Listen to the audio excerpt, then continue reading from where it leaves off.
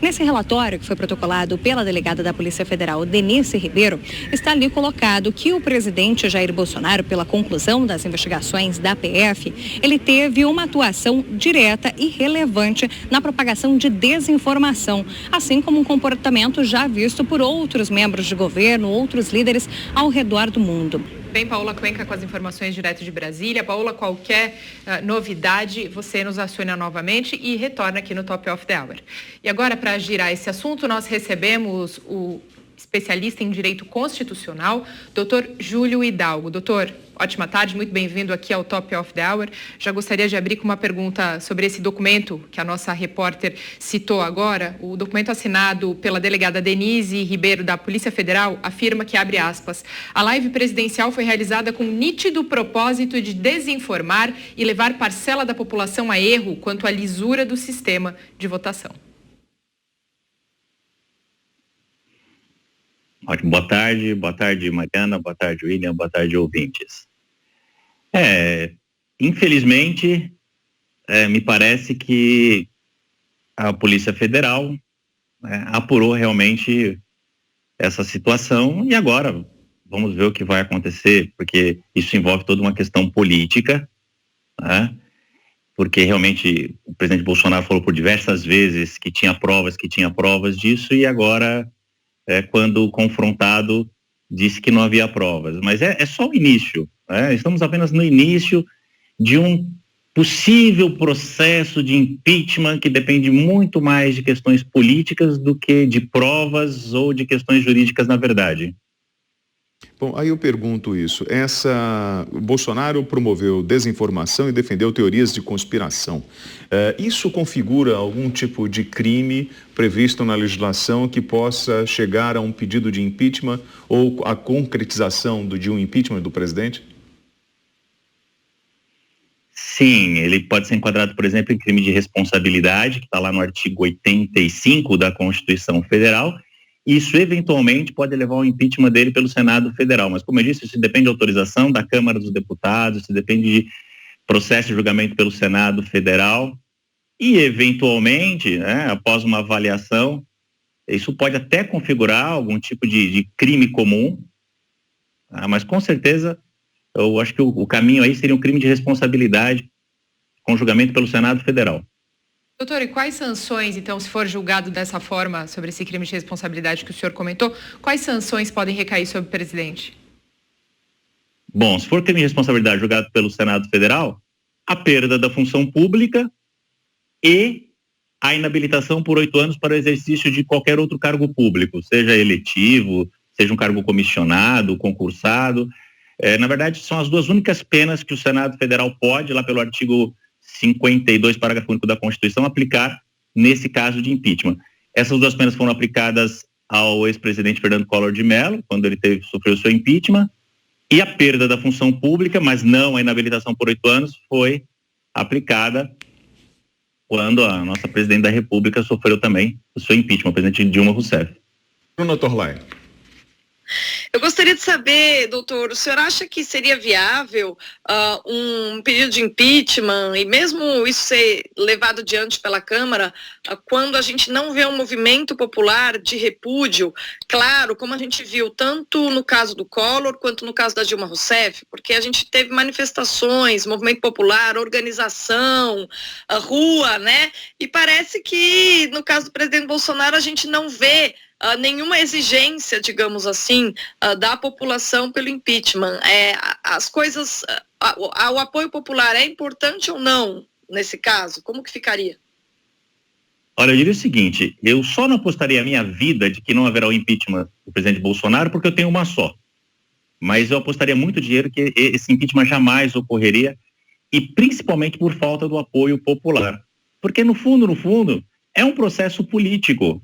Muito mais do que uma questão jurídica, é muito mais importante se ele está infringindo a lei ou se ele não está infringindo a lei. Para o impeachment, o que importa, e nós vimos isso nos 2 impeachments que já tivemos aqui no país, é a pressão popular. Né? Agora, isso pode ser usado e provavelmente será usado na campanha política para a presidência da República. Todos esses fatos, na verdade, vão dando munição para a oposição ao presidente quando da sua tentativa de reeleição, da sua possível tentativa de reeleição. Agora, sinceramente, eu não vejo nenhuma possibilidade que essa ideia de impeachment prospere, até porque o presidente tem um grande apoio na Câmara dos Deputados, que deveria autorizar, e necessariamente teria que autorizar o seu processo de impeachment, e ele tem um grande apoio no Senado também, e sem a participação popular maciça nas ruas, isso realmente não vejo a mínima chance disso acontecer. Felipe Bueno. Doutor Hidalgo, prazer falar com o senhor, muito boa tarde. Ainda antes da questão política, e nisso eu concordo plenamente com o senhor, eu vejo chance zero de acontecer um processo de impeachment dentro do parlamento, a fundamentação. Temos mais de 100 pedidos de impeachment do presidente Jair Bolsonaro, uns mais, uns menos bem fundamentados, mas eu pergunto, o senhor falou até da exploração, né, nesse processo eleitoral de tópicos, né, desse pedido de impeachment ou de eventuais irregularidades do governo Bolsonaro, né, nesses próximos meses. Qual a fundamentação dessas críticas? Em que se fundamenta um pedido de impeachment tecnicamente perfeito ou próximo disso para, por exemplo, abrir os olhos do eleitor e da eleitora? Olha, eu acho que, como você disse, né, tem dezenas de pedidos de impeachment com dezenas de motivos diferentes. Mas eu acho que o principal motivo, e eu ouvi até o seu comentário sobre a harmonia dos poderes, né? Se nós vamos lá no artigo 85 da Constituição, diz que é crime de responsabilidade atentar contra os poderes. E também crime de responsabilidade não cumprimento de decisões judiciais.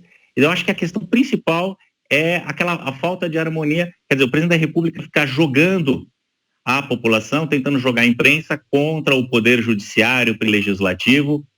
Eu acho que a principal fundamentação seria isso, né? Como vocês até mencionaram, quando me antecederam, de que os poderes devem ser harmônicos. Óbvio que os poderes são formados por pessoas, mas as pessoas devem colocar os interesses públicos e os interesses da nação frente aos seus próprios interesses particulares. Então, eu acredito que a questão de atacar o poder judiciário, de tentar colocar a população, tentar colocar os seus seguidores contra o poder judiciário, seja o principal argumento hoje de um impeachment contra o presidente Bolsonaro, até muito mais do que a atuação dele na questão do Covid-19. Bom, essa investigação da PF, ela ouviu várias pessoas, entre elas o ministro da Justiça, Anderson Torres, que participou da live. E aí eu queria te provocar, Bruna, porque essa semana nós ouvimos que Bolsonaro estava usando a Polícia Federal para atacar os seus inimigos. Nós ouvimos isso, por exemplo, de Ciro Gomes, que veio a público falando que estava sendo alvo de uma operação que, na verdade, tinha uma motivação por parte do presidente da República, uma ordem do presidente da República. E hoje nós estamos vendo a notícia de que a Polícia Federal conclui nessa investigação a responsabilidade dele por uma fake news. Então, assim, quem é que, na verdade, manda na Polícia Federal? Ela realmente é independente? Veja, William, das duas uma, ou ela é independente ou a gente teria que atribuir a culpa ao Lula, porque veja, se os alvos foram o Ciro Gomes e o Bolsonaro, isso interessaria, se a gente fosse pensar numa liderança política, ao Lula, mas é temerário a gente pensar, né, no aparelhamento. Eu já conversei com alguns promotores, já perguntei muito, porque muito se falou que de fato houve um aparelhamento da Polícia Federal.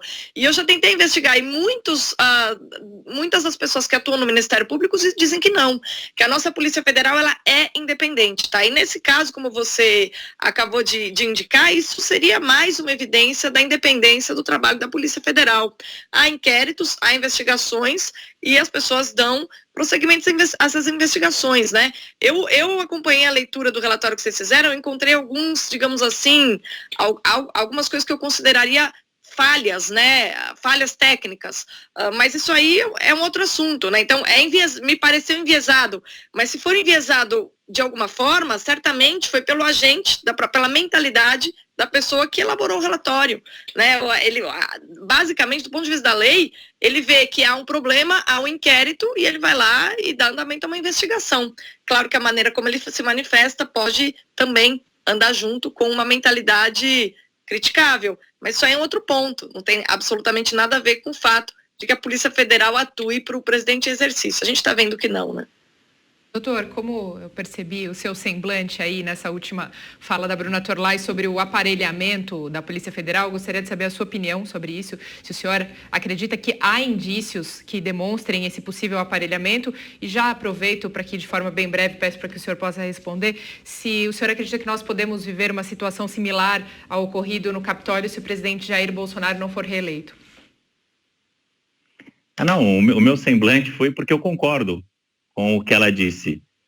Me parece que a Polícia Federal é totalmente isenta, ou não totalmente isenta de influência, mas muito isenta de influência, e lógico, talvez isso tenha sido mais do agente do que da própria instituição, porque como vocês mesmos ressaltaram, o presidente Bolsonaro sendo indiciado, o Ciro Gomes sendo indiciado, eu não acho que o ex-presidente Lula tem todo esse poder ainda dentro da Polícia Federal. Tá? Felipe Bueno. Perdão, doutor. Pois não, doutor. A questão do Capitólio, né, que você me perguntou. Não foi isso? Exato.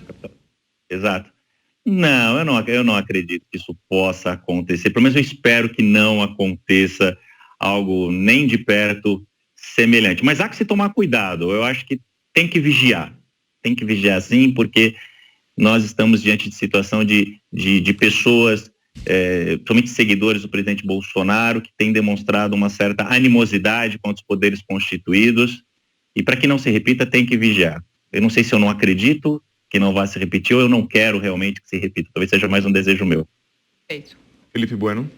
Usando a palavra culpa, né, a expressão culpa do Lula, de certa maneira o ex-presidente da República tem culpa por ter equipado, né, de uma maneira não antes vista, a Polícia Federal durante os dois governos dele. Acabou resultando, inclusive, né, num processo contra ele, mas, enfim, são ironias do destino. Agora, há um paradoxo possível, né, entre a interpretação, e eu concordo com essa interpretação, de que foi mais uma ação da agente da Polícia Federal que da Polícia Federal.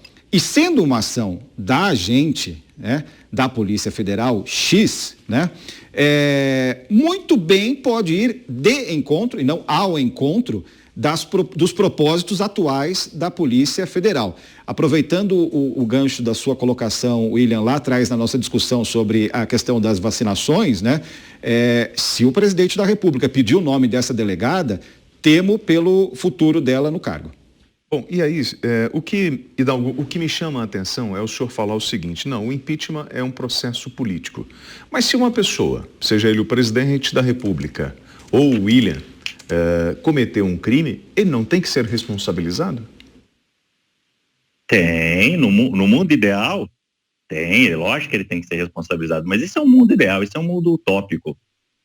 O próprio Supremo Tribunal Federal hoje, eu ouso dizer que muito mais um órgão político do que um órgão jurídico. Aí vai depender da vontade política, porque na verdade quem vai julgar, quem vai autorizar? A Câmara dos Deputados, que é um órgão político. Se for crime de responsabilidade, quem vai julgar? O Senado Federal, que é um órgão político. E se for um crime comum, é o Supremo Tribunal Federal, que é um órgão jurídico, mas por indicações puramente políticas.